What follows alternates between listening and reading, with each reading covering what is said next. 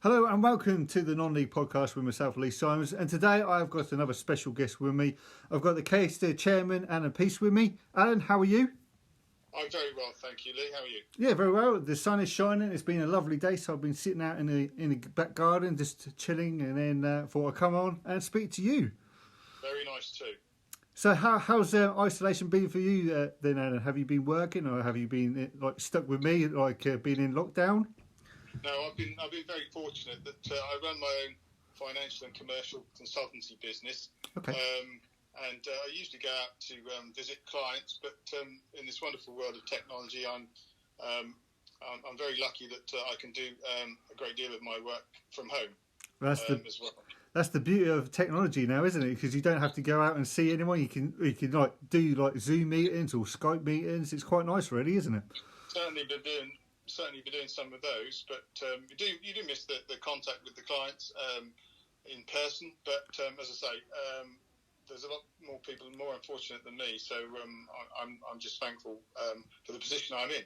Yeah, definitely. Unlike myself, where I've got another 3-4 weeks left to go in isolation, and then hopefully, fingers crossed, then I can be let out and go back to work again. That'll be a shock to the system, I'm sure. I think it will definitely will be, especially with horses running around and everything else. But never mind. But for people who are listening to this podcast, Alan, can we just have a little quick background story on how you got into football and how you become chairman of Caister? Okay. Like some of your other guests, I played football at school, and I was a reasonable centre midfielder. Yeah. Then I think from about 14 or 15, our goalkeeper either got injured or somebody was fed up with him.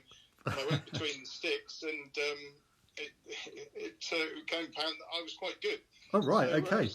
Excellent. So I then sort of took that position up at school, and I played up a year at school. So I played in the same school team as Dale Gordon. Yeah. Whilst he was at Norwich, and then went on to play some Sunday football with a team called Caister North End. That bizarrely, if you didn't live in the North End of Caister, you wouldn't necessarily get in the team. Oh, right.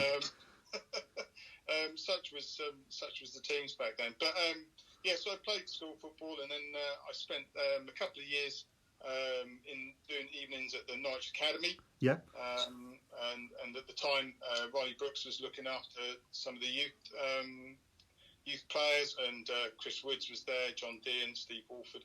Those guys were there. And so I spent a couple of years there, but didn't quite make the cut.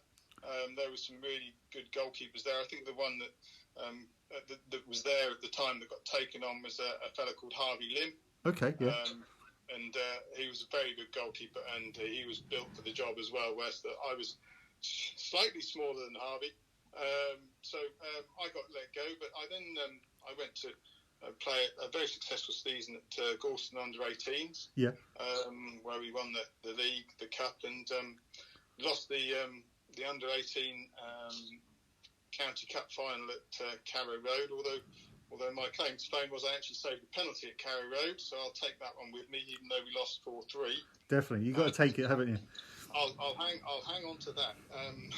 Definitely. And at the time, Gorton had a very good goalkeeper, Steve Forster, in goal. Again, he was a big fella and a very good goalkeeper. So there wasn't going to be any progression Gorton-wise for me. So my Sunday team, we were under 17s, and we decided that we were going to go into the Yarmouth Borough League. Okay. And at the time, there was 4 divisions there, believe it or not. Really? Oh wow. Yeah, it was. I know it's difficult to believe. So we went there as a sort of an under 17 stroke under 18 team, and we had a wise old head from Liverpool, a guy called Billy Humphreys, who sat at centre back and looked after us. And we got promoted through to Division 1 from Division 4 in sort of successive seasons. Oh wow. And that was really good. And we then merged with Caister Football Club, because we were actually a separate outfit, right? And became Caister United. And that's when we were sort of a bit older, we then sort of merged both sides, and I played in the reserves and then went into the first team after John Mann left. Okay. Then I think that was where I played most of my football. Caister first team in the Anglian Combination League 2 until 1995, when a dodgy back pass meant myself and a Chroma forward coming together and he basically ripped my knee apart, and that was it at the tender age of 28. Okay, so 28. You after the injury, that was it. Did you want to go into like football management at all, coaching like that, or anything else? I was always more of a supporter than I was a tactician. You know, we all have our opinions on the game, but I never really thought that my opinion was that much better than anybody else's at all. So I let those that can do. I coached, I think it was an under-11s team for a season, which was good fun, but it wasn't something that I really sort of excelled at. I was much more of I wanted to play or watch. Never really thought I was going to be involved in the way I was. Oh right, okay. So basically, did you just watch Caister from that point on, or did you like go around and supporting other teams, or how did it work? It was always Caister. When my kids were young, I used to take them down in the pushchair. I'm sure you'll be doing that as well. Yes, probably. To watch Caister play, and I did that, you know, while they were young, and it was really it was only back in 2015-16 season that the former manager Adam Mason, who obviously went on to manage Young, he was manager at Caister at the time, and he asked me to join the committee. Because he knew that I had sort of the financial background, and he thought it may be of a use to the club, which I was more than happy to do. Yeah. And then a year or so later, in 2017, I became chairman.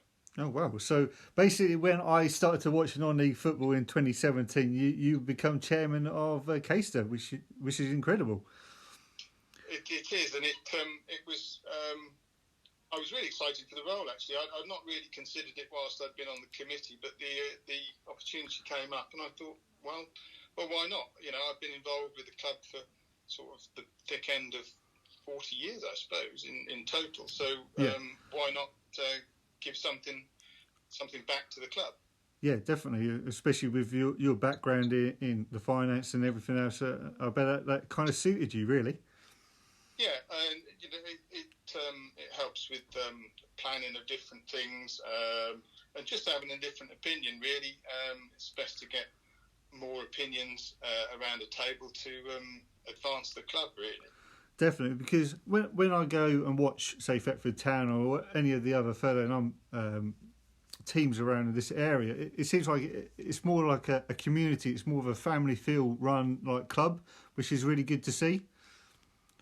Yes, we're very much a part of the community. We did whilst some of the players and managers were being furloughed in lockdown, we did a step up to the plate organisation where we raised funds for free meals for vulnerable, lonely people and key workers. So we decided we were going to raise a bit of money, and with a local catering company, we raised nearly £1,800 and sent out over 220 meals to the vulnerable, elderly, lonely people, which was kept us very busy for nearly the whole of April, I think. Well, that's incredible. That's what it's all about, isn't it? That's what you want to do to help the community in your area and wherever else in the world, in the UK. Really, that's what we wanted to do. Really, it's great. It's great to hear these stories. Yeah, and we are part of the community, and we do rely on small businesses around Caister and the surrounding area for sponsorship and things like that. So it's good to get involved with the community and keep that link. Yeah, definitely, because where you are at the moment in the Anglian Combination League in the Premier Division, you've really got some really tough games, tough oppositions, haven't you? Really, especially likes of Montford, yourselves as well. So it can be quite a tough league, which is what you want, and you want to push on to the next level, don't you? Yeah, I mean we got promoted 2012-13 from Division 1. I mean, Caister spent I think 20 years in Anglian Combination Division 2. Right. And that's a long time to stay in the same division. Yeah. So we got promoted 12-13, and then from then we finished sort of 12th and 10th, and 12th and 14th, and then last season the season before last we came second. Wow, that's a great achievement for you as a chairman, and for the club, and for the team as well. It was. I mean, we had a change of manager at the beginning of the season. Rick Butler came in, yes. Previously at Galston, and he brought a few faces with him, which helped. We still had the nucleus of the same side, but certainly our training regime changed, and some of his ideas were different to what we had before, and that certainly helped us to get to the lofty position of second in the league. Yeah. Although it wasn't necessarily a sustainable season, it was very successful for us. Yeah.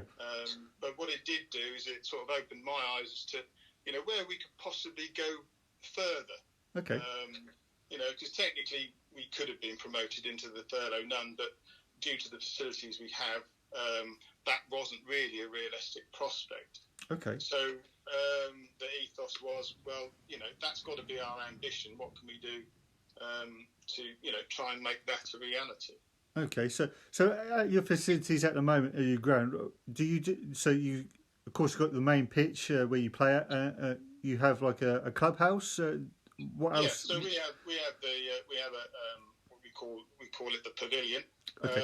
And it doubles. It's a public field, so we have two pitches with a cricket pitch in the middle. Okay. And it's run by an offshoot of the parish council. So whilst the facilities are adequate for the level of football we're at, we have to think about improving them.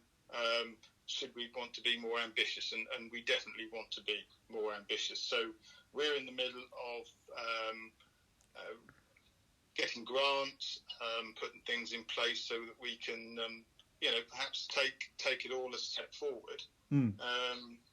But that can only be on the back of being successful on the pitch. And as you know, the last season was sort of interrupted in the middle. But for us, it was a season of change, because as Rick came in for 18-19, then he went out again just before the beginning of the season when Stuart Larter left Galston.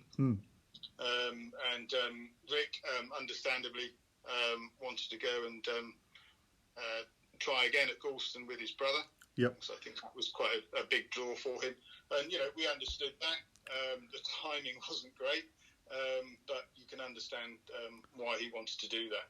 Definitely. So who did you bring in after that from Rick? Well, I think it was the week after we played the Don Frost Cup, which is is usually the winners of the Anglian Prem and the Cup winners. And because we came second and Sheringham went promoted to the Thurlow None, we played in that final. We won 6-0. We were played really well that game.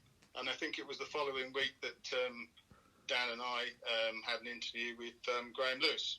Okay. Graham has been involved in coaching at Lowestoft and Kirkley Reserves and Sudbury at under 18 and reserve level, and he'd not had a sort of a full-time management type coaching position in senior football. So we interviewed him in a Costa, because we thought we would be keep it sort of under the radar, as it were, and our centre back walked in as we were interviewing. Threatened to take a picture and put it on social media, but he didn't. No, and we were really chuffed because Graham's a UEFA B licence holder. Yeah. And he came in and he brought in, throughout last season, he's brought in Mark Borden, who's also a UEFA B licence holder, who helps coaching. And Matty Brown, who was previously at Lowestoft and Kirkley, he's still playing, and he's come in as sort of assistant manager. Okay. And then in the last few weeks, we've added to that team as well, and we've now got Russell Barnes, who was at Galston in their coaching setup, and he's now first team coach as well. So we've got a really strong coaching setup to go into the new season. Yeah, sounds really good, especially when I think you finished 8th, was it last season? Of course, you want to push on, and of course now you've got your management team all set up, ready to go. It's just when you get the green light, it's hopefully systems go for you.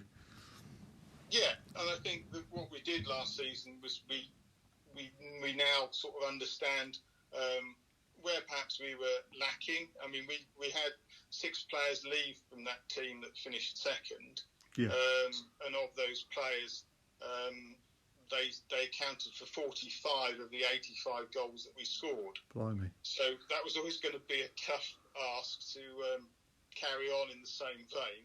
Yeah. So throughout the season, Graham's obviously been getting used to who he's got at his disposal, how he wants the guys to play. And we were all really busting for a pre-season.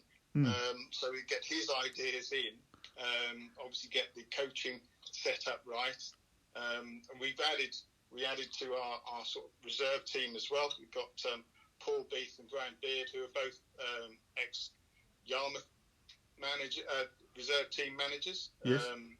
So again, we've got experience there and local knowledge there. And we've got Paul Burrows and Graham Carr, who are looking after the development side in the Borough League, with a remit to be looking at our under-16s that we have in the club as well.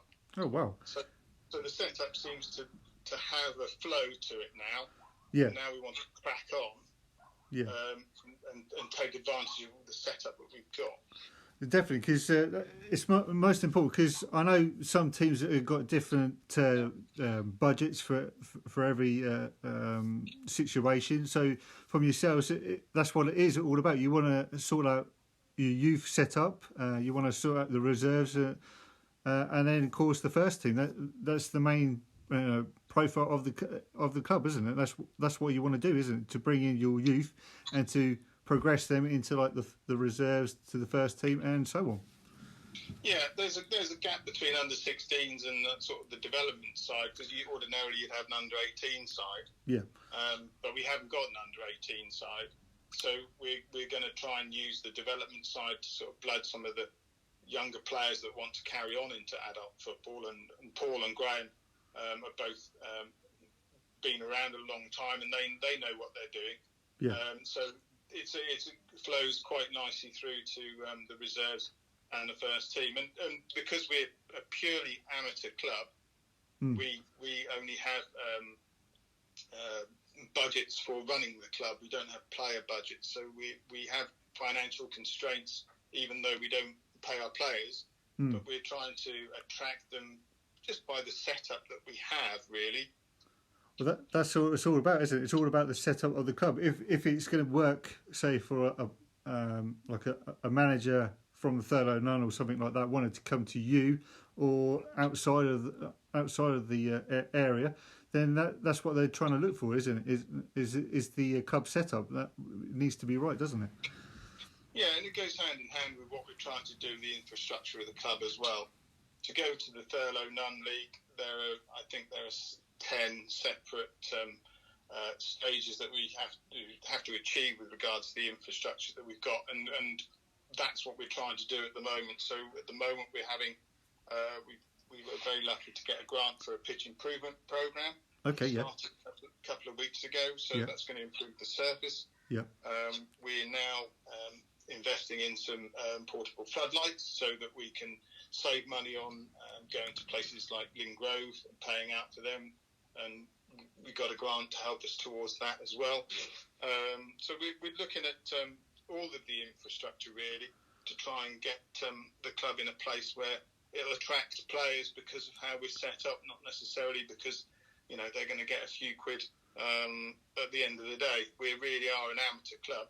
Yeah. And if we get players that develop and go further, then that's great. But what we want to do is make sure that their time at Caister is a good time. They remember what we've done for them, and we wouldn't stop players progressing if they take the advice of the coaches that we've got.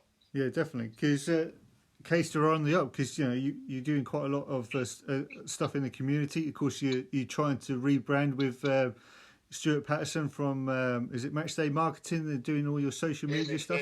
Yes. So he's a little bit of a genius, bless him. I think that some of the stuff he does is, well, if it's not a spreadsheet, I'm not really very good.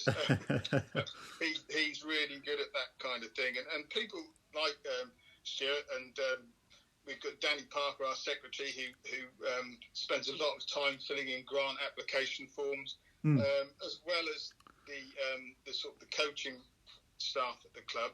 You need that mix to be able to run a successful club. Yeah. And we want to be successful, but you've got to put the preparation in first. You've got to be persistent, and you've got to put in the hard work.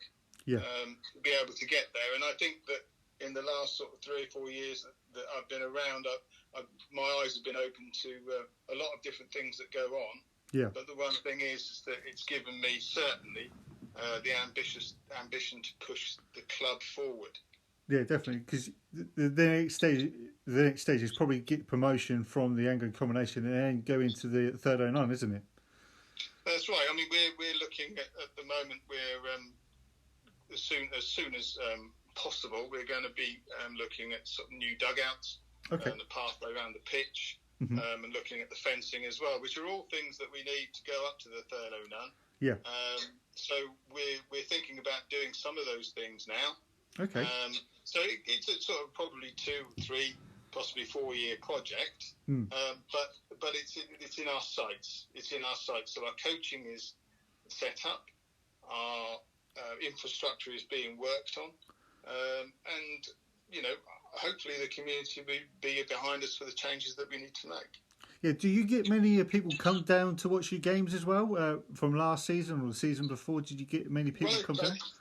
I certainly think when we were near the top, we were actually top of the Anglian Prem in 18-19. It certainly generated a few more people than the old boy and his dog. Yeah. And one game last season, I think we had about 40 or 50 people because I physically had to count them because I thought there was a lot of people watching. And success does breed interest in the club. And whilst we weren't as successful last season as we were the season before, people are taking note of what we're doing. They're looking in from the outside and seeing the work that everybody's putting in. And they become more interested, and we have a decent social media presence as well. So we try and promote things that way too. Yeah, definitely. Because the most important thing about non-league football is social media. Because when I started to watch non-league football in 2017, there wasn't really much going on at all until like the last couple of seasons. Because I've been doing like a few little highlights and put them on Twitter and other social media, and then after like 10-second video, it gets about 4,000 to 5,000 views. It's incredible, really, for these players to look back and like yourself as a chairman and your managers as well. I bet that's quite good to see, isn't it? Yeah, I mean, I like social media, but if it's used positively and practically, I don't want to know what my mate's political opinions are. I'd like him to tell me, what happened in the game that he watched, or a little bit of banter that we have between the teams. That's the kind of thing. And one of the byproducts of being locked down and having no football is that I find that certainly Twitter has politicised itself, and I don't, that's not really why I'm on Twitter. I'm on Twitter to promote positivity about the club, about football in general, and have a positive interaction with people about the things that they want to talk about. And unfortunately, at the moment, there's not much else to talk about because of the lack of sport and football, especially. Yeah, definitely, because this is one of the reasons why I wanted to bring out these podcasts, just to like get some more positivity back into people's mindset about the local game. Really, I know it's about other teams like the Premier League or Championship, but no, it's more like for the grassroots side of it, because that's where it all starts for most of these players. That's right, and I think that there are a lot of different things that we can do on social media. I mean, the YouTube highlights is great. We're looking to perhaps invest in a camera so we can record the games as well, and perhaps have a closed YouTube account so that the players and the managers can look at games retrospectively, and perhaps produce a highlights, or even just a goal sort of package to put on there. But we see that as a definite positive, and again, another way forward for the club, another thing that hopefully we can invest in time to push forward the club and its coaching capacity as well.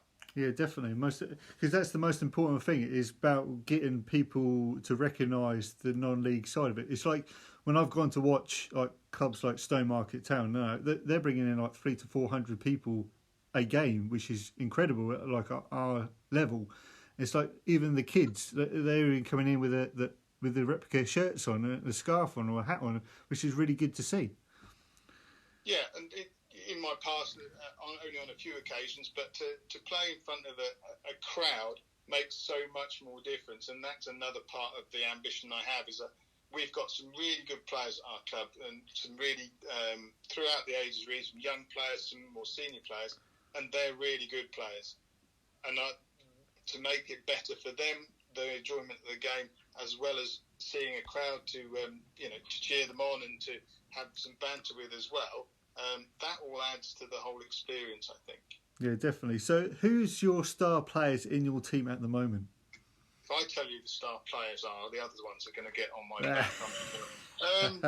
We have a great mix of players. We've got some really technically good players like Gaz Ward. We have somebody you go into war with, Adam Willits. Other players like George Barndon, who would knock down a garage door to score a goal. Yeah. We've got players all over the park that will give 110% every game. And now with Graham, Buzz, Mark and Matty to help out with the more technical side of things, hopefully we can knit all that together and be more successful and push the team forward as well. We don't need a lot of changes, to be brutally honest. We have the core of a very good side, as was shown last season. We beat sort of two of the top four in the last few games of the season. Lost by the odd goal against Waverley, who were probably the best team that we came up against. So we have the personnel. We've now got the coaching in place. So we really want a good pre-season. Yeah, definitely. You just want to have that green light to say, right, you can go out, do your pre-season, and then just keep the season going with a win. Yeah, the guys are sort of straining at least to get out there. Graham set them some keep fit sort of tasks via Zoom. We've had sort of coaching meetings as well via Zoom, and they're giving instructions to the players about fitness and how they should be going about that. But everybody really is just straining at least to get the guys together to get this pre-season started, because I think it will make a massive difference to the side. As I say, the ability we have there with possibly one or two additions, but there's no major overhaul in our side. It's a sort of a push for the coaching and getting that technical knowledge to the players and getting them to put it on the pitch. Definitely, because I actually watched one of the games from your league last season. I went to watch Mumford against Norwich Seams up at Mumford, and I have to say, I was very entertained. It was a really close game. There was flying tackles going in, and then there was only one goal in the game. And it was right at the last minute. I thought both sets of teams, the players, the coaching staff, it was actually excellent. So to go and watch your standard of football down there, it was really good to see. Well, we've had, Harleston came down from the Thurlow Nunn because of technical reason with their ground, and they were a point off winning the Thurlow Nunn North this previous season. Yeah. And we beat them towards the end of this season. We were 3-1 up, but unfortunately lost at the beginning of the season. So we can measure our ability against teams like them. Munford, good side. We got a draw against them. I think they beat us at home.